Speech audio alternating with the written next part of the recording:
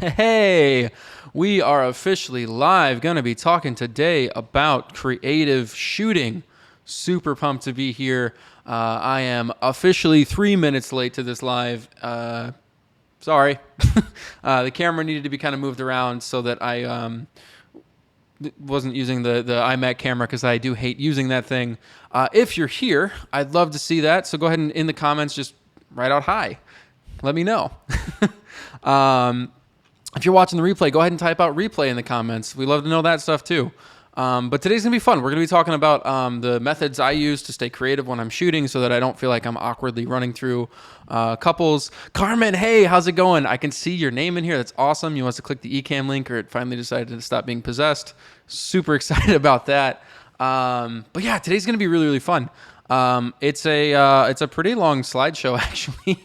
But basically, we're running through. What's up, Nicole? We're going to be running through all my little tips and tricks for composition and for like keeping poses like natural and just working through them.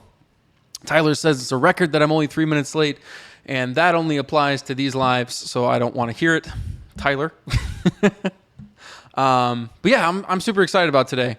I'm going to give us another 30 seconds or so just to kind of get everyone in here who's going to be in. Because this is a big one. We had a lot of people join the group just because we were doing this. Yo, Thaddeus is inside. That's awesome. Super excited to see you guys here. So let's kind of get jumped into this. Essentially, we're going to be going through a lot of images that I found through myself. By the way, I'll just say, like, it is actually fairly difficult for me to go through all my images and and make sure that I'm just selecting like one per couple. Like, there's so many that I went back and was like, oh, this is really cool and this is cool. But then the whole thing would be like, I don't know, 45, 50 minutes long.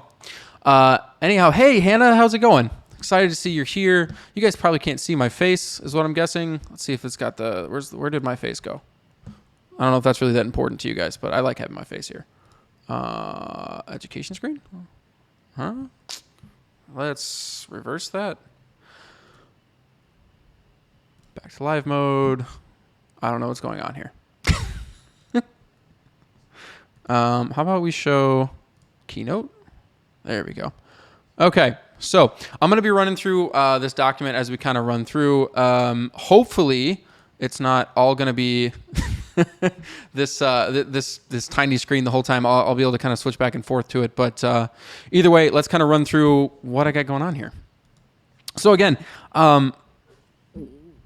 when we talk about staying creative, like, it's gonna be a system where you combine a lot of the things we're gonna talk about today. Like, I'm never just doing one thing. It's typically always some form of like combined efforts. Like, if you saw the it's a reflection. It's an image of a couple silhouette that you can actually see some grass up front. That's like a combination. That's using some reflections. That's using I'm shooting really, really low at that point, and it's also reversing the image because I shot it upside down. So it's a lot of things. Maybe you just don't have a face. Thanks, Tyler. So just so you guys get value right up front, I want to go ahead and just run out how I stay creative. I literally combine these things. So I follow a pattern for posing, right? I get them in a pose first, and then I shoot high, I shoot low, I shoot wide, and then I shoot close. This gives me 4 variations per shot right off the bat. Once they're positioned, I like to communicate with them, so I keep them on their toes. Like, I'll ask them depth questions, like, if your partner was going to be gone for 3 months, what would you want to say to them?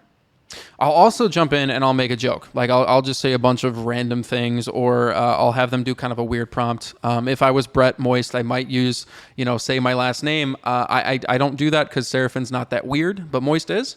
But there's a few different variations we'll kind of use when we're going through it. It's really just about making sure they're not focused on the camera, because the more focused they are on the camera, the less likely you're going to get a natural reaction from them. They're going to be more aware that they're on camera.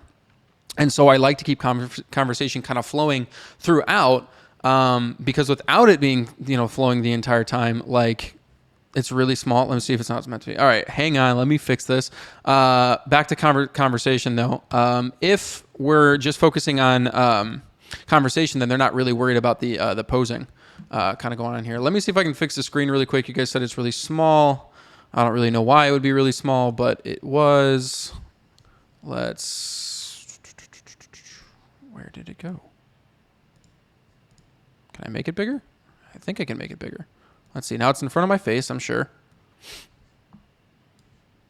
Is that better? Because I don't even know how to switch. Ah, there we go. That's what I was looking for. Okay.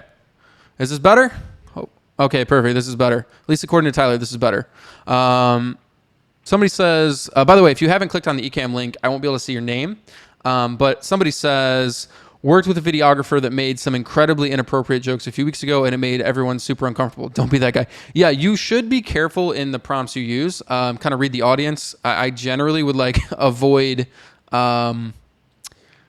I'd avoid anything that obviously would be like inappropriate right off the bat. Now, if you're just shooting by yourself and it's like an engagement session, that's a whole different thing. As long as the couple has that vibe, it's fine. But you got to match where they're at.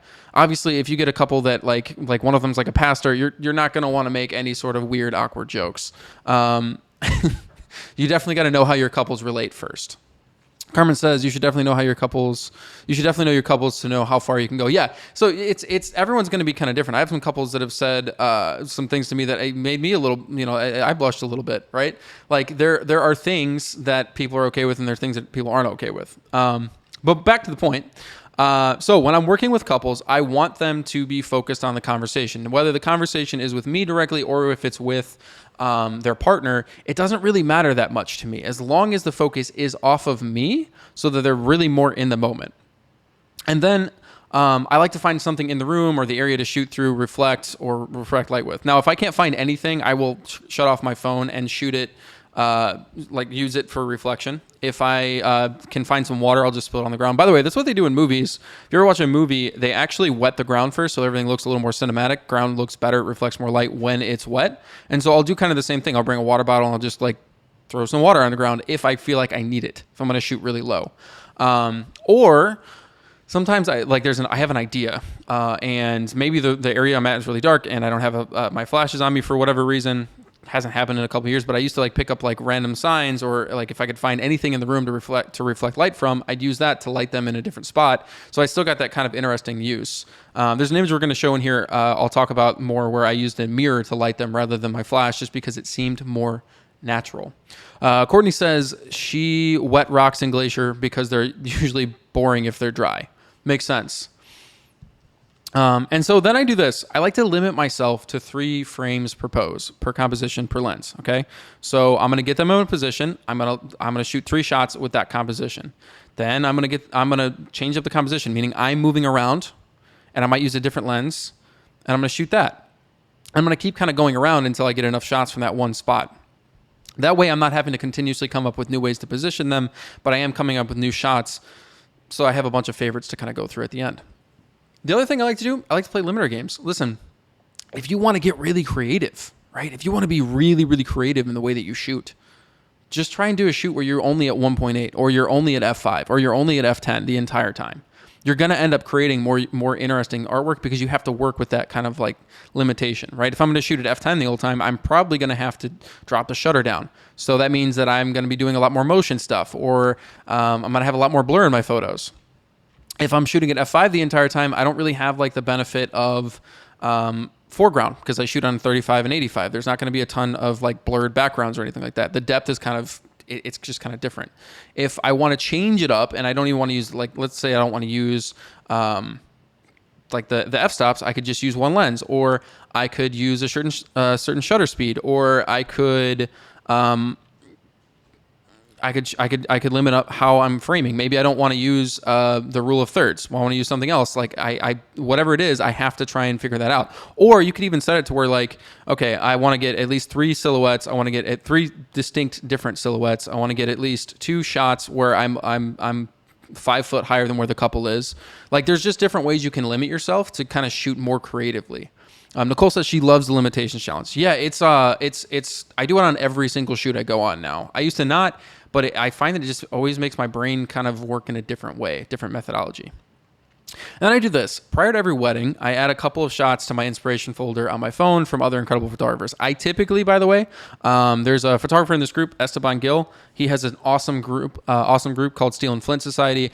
I'm always in there. I'm always in the Fearless Photographer groups, just finding inspiration shots. And then what I do is like I'll look at this before I go shoot, and then I'll kind of like whenever we have a break, like if we're at dinner or something, I'm gonna look through that again and just kind of like give it ideas for different compositions, different ways I can use like lighting. Like it just gives me a lot of different like variation as I go. So I'm never like, oh, I don't know what to do next, right? Because we get in that position where we're like, okay, I don't know what to do next, and the couple's sitting in front of you and they're like, you want to kind of just completely ignore that stuff. Like you want to be able to work past it. And one of the ways to do it is to study other photographers. It's to learn different prompts. It's to just kind of take a minute and breathe. Because a lot of times too, we can get way too fast paced. Like we're pushing ourselves too hard, and that actually makes it harder to think. So it's okay to just take a deep breath and then focus on your next shot. And usually that helps me kind of stay as creative as it can be. Now, how do I do all this?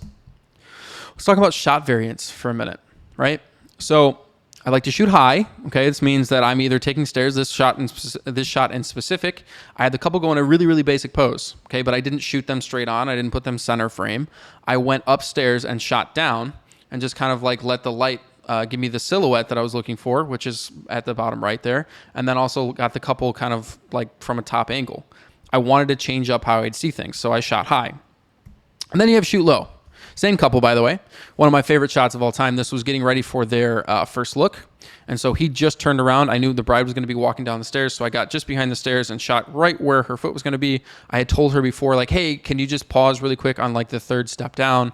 And she did that, and then I got this amazing shot. Once she got to this third step, I had him turn around. And it gives this really, really unique perspective of the first look. Though the bride's not really in the shot, you can kind of feel that she's in the shot. It's one of my favorite ones I've ever taken, but again, shoot high, shoot low.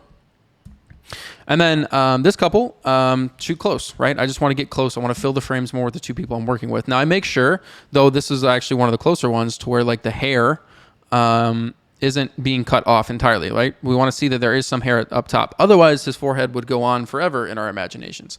And we don't really want that, right? We just kind of like want to fill up the frame, want to get kind of close. So we're not getting a full shot. We're getting more of like a tight in shot with the couple. And again, I could just leave them in this position. Then I can go shoot wide from here. I can go shoot low from here. I can probably find a way to shoot high from here. In this case, I'd probably have to grab like a bar stool or something, or a ladder just to get up. But there's different ways you can kind of keep yourself creative as you kind of go through. And then again, shooting wide, right? We're gonna get a couple, again, similar stance, and just kind of like shoot the full scene, show everything that's available. In this case, I used the entire lower third for the couple, and then the sky was in the top 2/3. I wanted to make sure that the focus was brought to them, but you can also see exactly where they're at. This is Monument Valley, by the way, at sunrise. One of the most incredible experiences I've ever had was shooting this couple here that morning. And then we can get into poses, right? So posing, like how do we vary at poses? Well, you have standing, right? We can have the couple standing, and we can have them next to each other. We can have them away from each other. We can do kind of what I did here, where he's looking at her, she's looking out the window. Just like different ways of framing things out, right?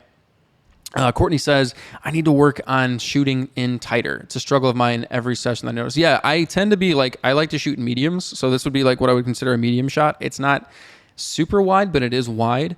And so remembering to shoot tighter is something that it's a learned skill. It's not something that I'm naturally just like, oh, okay, this is how this works, and I'm immediately just going to run and remember it. No, I have to remember it every time. But I always end up like loving those shots.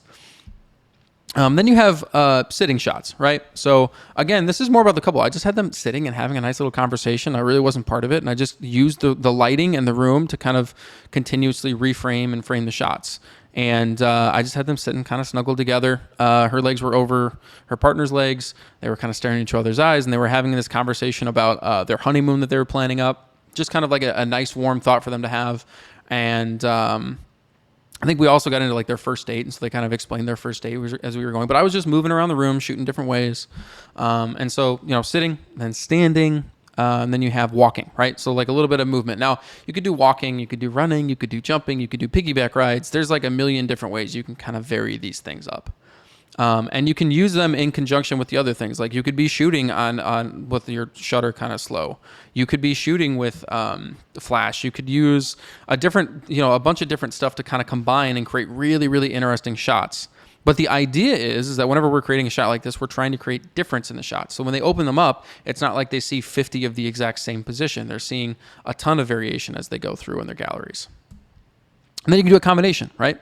So I have one person sitting and one person standing, and he's looking down at her hands, and she's looking over at, I believe her mom had just come in at this point. I don't remember exactly. This is a couple years ago, but she was looking away. Now, one thing I do like to do is I like to have them look at the camera very, very rarely. I'd say probably, I don't know, maybe like 15% of the time they're actually looking straight at the camera.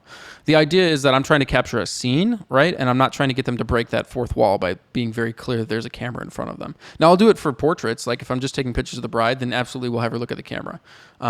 For one or two shots with a couple, I'll definitely have them looking straight at the camera. But really, I want to document the connection between those two people. So more often than not, I'm having them look at each other or look at someone else that's important in the room, and just kind of giving this idea that like the camera just kind of got in the room. Like it just kind of, I just happened upon the scene. It makes the photos to me feel significantly more natural, more like, oh, okay, this is a real moment in the wedding day. So that even if I am composing the scene and I am trying to get something, I am telling them exactly what to do, you can't really tell. And so, using combinations is great. It's going to help you get even more variation. If I have them both standing, then I can have him sit, and then I can have her sit, and then I can have him stand again. And that's 4 shots right there. And that's without me moving yet, right? Because the next thing we'd have me do is I'd move around the room. And so here's some variations you can do just with standing, right? You can have both of them have their chest towards you. You can have them have their chest towards each other. You can have one facing you and one facing away. You can have one person slightly behind the other. You can go back to back. You can go shoulder to shoulder. You can go close to each other. You can go far from each other. Like so if we just took one photo per shot here, that's 1, 2, 3, 4, 5, 6, 7, 8. That's 8 different shots.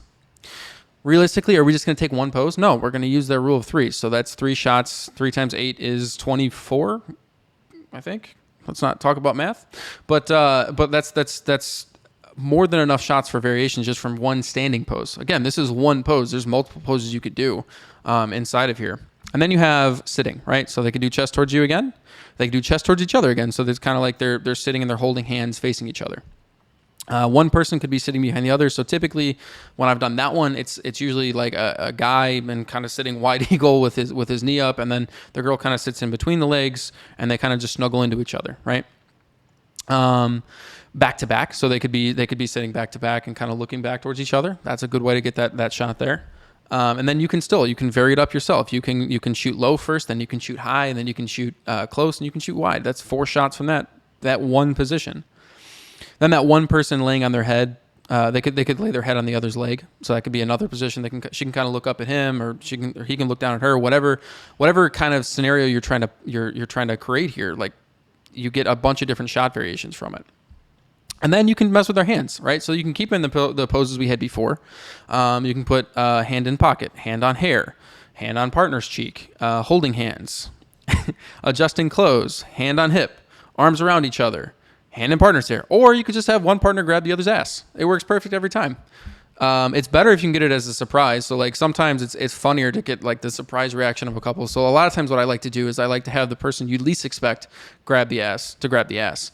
And I typically get a really good reaction shot from that, right? It's a really genuine moment that happens, even though it is kind of planned. And then you have movement, right? So we can move them around. They can walk towards you. They can walk away from you. They can be running, holding hands. They can jump. They can chest bump if you want. Be careful with the chest bump, by the way. That can get kind of, dangerous. You can have them still, but the rest of the bridal party is moving around them, or you can have the entire bridal party walking one direction. And so then you just have a kind of a shutter drag and keep them right in the center, and then have the couples kind of, or the bridal party walk around them. They're going to be blurred out, but the couple will be perfectly still. And you'll take a few practice shots for that one. It's not going to be just like a one-off.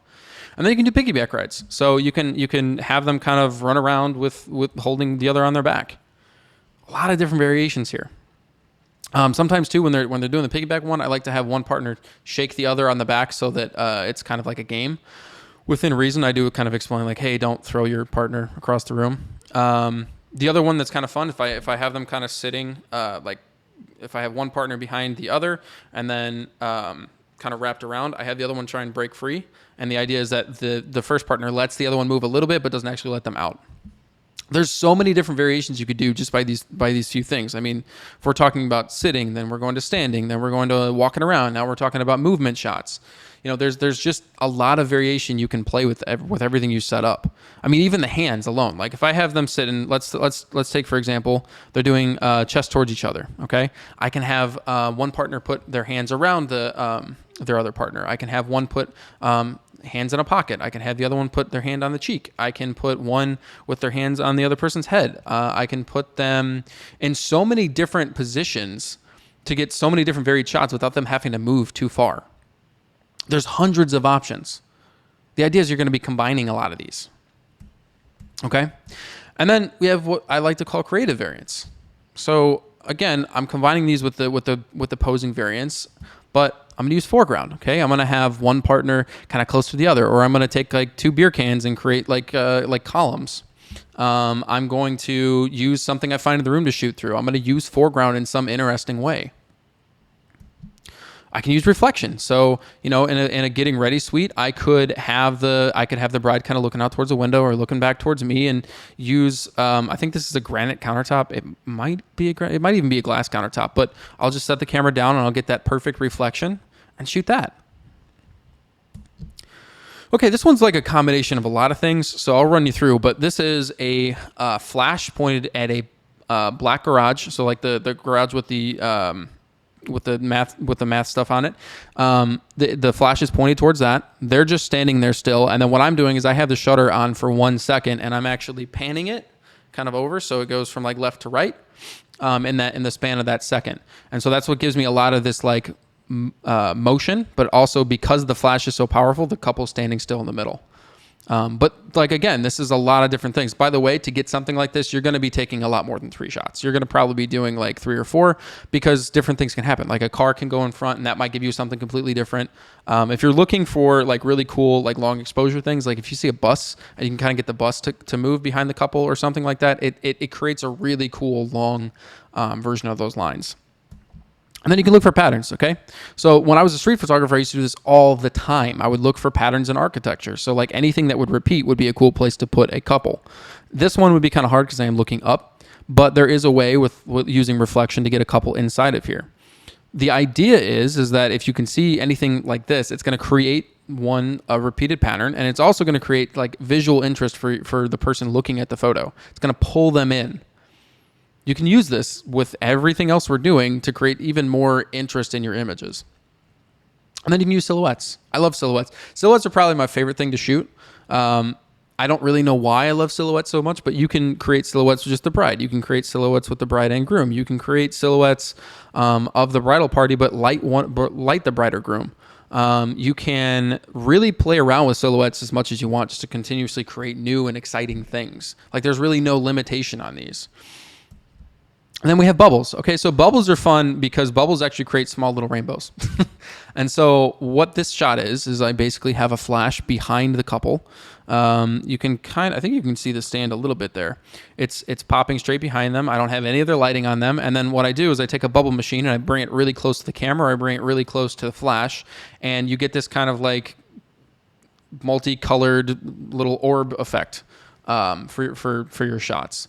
It's super fun. And this is something you can kind of have them, do motion inside of, you can have them just stay in one position. You can prompt them and just continuously like shoot high, shoot low, just continuously vary the shot. And you're going to get hundreds of different results from this type of thing. And couples love this stuff. I mean, this couple, I think this is one of the images that was featured in an article by Yahoo Style. Like it's one of those things where like it made me stand out because it's something people weren't really expecting at the time. And then you can use leading lines. Leading lines is like the most basic thing. But anyway, anytime you're looking at a frame and you have lines kind of going back, leading your eye somewhere, those are leading lines. They're not hard to find. It could be anything from like a picnic table to like a deck to like a handrail on a staircase. It could be just a wall. It could be like a brick wall that can create leading lines if you shoot it correctly. Any sort of time when you can create leading lines and put your subject where those lines are leading to is going to make a more interesting image. Nicole says, guess I'll be taking my kiddo's bubble machine back. You could do that. To be honest with you, the bubble machine that we carry is like really, really weird looking. It's a little pink and yellow thing that I found in a clearance section at Walmart one time. So you can imagine me carrying my camera around. I'm joking around with my couples. I'm like, okay, and now I'm going to get out my bubble machine. And it's like this very like clear, it's a very obvious child's toy. Okay. Then you can just do one f-stop, right? Again, if we're just messing with one f-stop. This entire session I did with this couple, by the way, this was all I think F8 might have been it, F8 or F5 or F8, somewhere around there. But just using that one thing is going to make you have to rethink how you'd shoot. It changes up it changes up the way that you think and the way that you shoot. Like this session is very different from most of my other sessions because of that limitation. And then we have composition variants. Now this is where it's going to get really, really technical. I'm only going to show you two different kinds of composition because if I go through like all 90 of them, you'll not remember most of what we're talking about. But here's rule of thirds. Now, most people will tell you rule of thirds is that you want to put your couples on these intersecting points. So like anywhere where the lines kind of meet. Okay. I use this a little differently. Now I'm able to get way more than 9 shots off of just using this. So if I have the couple in one position, okay, I might put them on where the lines intersect. I may put them center. I might put one person on one side, one person on the other. I might try and fit them in the bottom right box, the bottom right lower box. I might try and fit one person in the bottom right and one person in the bottom left. Which would create diagonals. Like there's so many ways you can fit a couple inside of here to create interesting compositions. It's like immense. You can use these two thirds on the right to put the couple there, and then you have like just a little bit of open space here. You can put a couple, like if we look at the this shot here. If we're looking at this shot, the bottom lower third is where all the action is, and the couple is right here in the center. So I fit them in this tiny little box here. There's so many ways you can use this, but you got to start putting it on your camera. So inside of your camera, you can set this up to show you rule of thirds. Throw that up on your camera and start playing with it. Start putting couples inside of a box. Start putting couples on the line. Start making sure that the eyes, if you're taking a portrait of someone, make sure their eyes are like on this top right 2/3. Continuously play around with this, because the more you play around with it, the better off you're going to get, the better images you're going to get from it. There's hundreds and hundreds of images just off this one idea. But a lot of times photographers think, oh, I just got to put a couple here, here, here, or here. And that's just realistically not the only way to use this. Filmmakers typically don't even use it that way. They use it a bunch of different ways. They might just use this bottom lower half. They might use just this left side. They may just use one third for it. There are so many different ways to use it that photographers kind of miss. Courtney says, I love my rule of thirds, but I love your look on it. I was using it by the line, not by the boxes, etc. Yeah, you have to use it in different ways. There's so much variation. Like right off the top of my head, I could put one person kind of half laying down on this middle section here. And then I can put one person laying down on the other side with here. And then I have all this interesting, like an eye space, essentially, for them to kind of fill up the rest of the frame. Like there's just a lot of variation here. If I can do a top-down shot. I'm going to check it out. My couples would really like that. Yeah, it's just a ton of variation. And like, if you combine everything that was inside of what we've shown you so far, there's hundreds of options. So there's no way you're going to come out of a session where you don't have a bunch of different variations built inside. You're not going to ever run out of ideas. They have diagonals. Again, I love diagonals just because they're a little bit harder, and so you can use diagonals a few different ways, right? So I could put, let's say I have a subject here, like my main subject is actually here, but I have a light kind of shooting that way. I can have their shadow show up here.